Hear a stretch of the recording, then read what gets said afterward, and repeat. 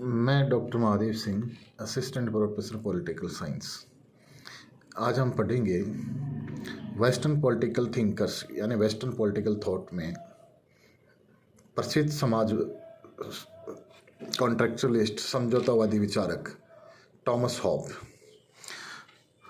Hob के बारे में सेबाइन और मैक्सी दो विद्वान हुए हैं जिन्होंने बहुत अच्छी बात कही है कि अंग्रेजी भाषाभाषियों जातियों में जितने भी राजनीतिक दार्शनिकों का जन्म हुआ उन सब में हॉब्स निश्चित रूप से महानतम दार्शनिक रहे हैं। यानी कि जो एंग्लो फिलोसोफर्स हैं, पॉलिटिकल साइंटिस्ट हुए, उनमें सबसे अगर अग्रणी स्थान है तो वो टॉमस हॉब्स का है।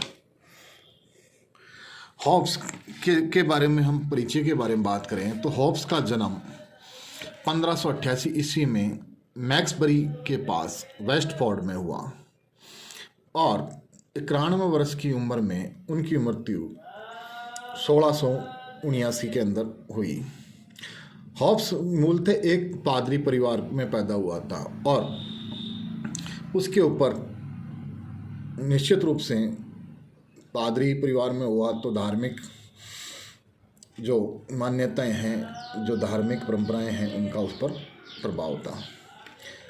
अब हम बात करते हैं हॉब्स की ने कौन कौन से प्रमुख रचनाएं या ग्रंथ लिखे।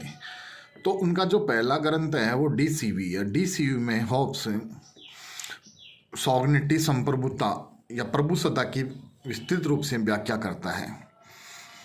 दूसरा उनका ग्रंथ है डी कॉर्पोरे। डी कॉर्पोरे में वह जो ह्यूमन नेचर है उसके बारे में व्याख्या करता है कि ह्यूमन नेचर कैसी है। अगला उसका ग्रंथ है एलिमेंट ऑफ लॉ। इसके अंदर वह कानून के बारे में विस्तार से लिखता है। अगला ग्रंथ है डी होमिनी और उसका जो सबसे प्रसिद्ध ग्रंथ है वह है लेवियाथन।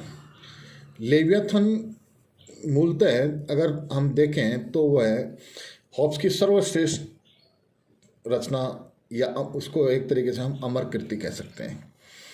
इस लेवियाथन को उसने 4 भागों में बांटा है। इसके प्रथम भाग में वह प्राकृतिक अवस्था का वर्णन करता है। लेवियाथन के द्वितीय भाग में वह बताता है कि राज्य की उत्पत्ति क्यों और कैसे हुई। भाग तृतीय में बताता है कि चर्च और राज्य के मध्य किस प्रकार के संबंध होने चाहिए।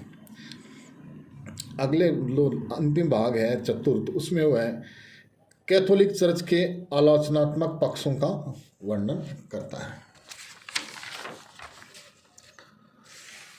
मूलतः देखा जाए तो लेवियाथन ये जो शब्द है वह एक समुद्री राक्षस के लिए प्रयोग करता है कि यानी लेवियाथन एक विशाल का एक समुद्री राक्षस है और इस लेवियाथन के माध्यम से, इस समुद्री राक्षस के माध्यम से हॉब्स सामाजिक समझौते से जो राज्य शक्ति का या राज्य का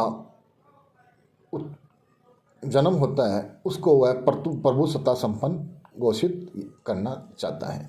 यानी एक प्रकार से वह कहता है कि लेवियाथन है वह एक सॉवरिन स्टेट है, सॉवरिन और ऑमनीपोटेंट स्टेट है। उसने अपनी रचना के मुख्य पृष्ठ पर लेवियाथन को सब मनुष्य से मिलकर बनने वाला एक विराट पुरुष या महामानव के रूप में चित्रित किया है। इस महामानव या लेवियाथन की देह अनेक छोटे छोटे मनुष्य से भरी हुई है, जिसका मतलब ये हुआ कि जो मानव है उन्होंने अपने सारे के सारे अधिकार जो है सामाजिक समझौते के माध्यम से इस ओमनीपोटेंट संप्रभुता संपन्न लेवियाथन को सौंप दिया है। यानी कि ये हुआ है कि जो महान लेवियाथन है वह सब व्यक्तियों के अधिकार लेकर अपने आप में अंदर सर्वशक्तिमान, सर्वोच्च शक्ति हो जाता है। मुकुटधारी लेवियाथन के दाएं हाथ में तलवार है और बाएं हाथ में दंड धारण किया हुआ है। ये जो महामानव है इसके दाएं हाथ में तलवार यानी शक्ति यानी राज्य शक्ति, दाएं हाथ में धर्मदंड यानी धर्म सत्ता, यानी राज सत्ता और धर्म सत्ता दोनों को ये धारण किए हुए हैं।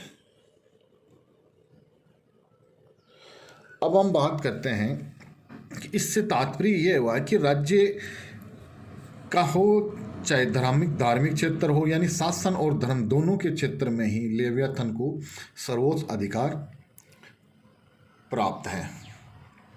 प्रसिद्ध राजनीतिक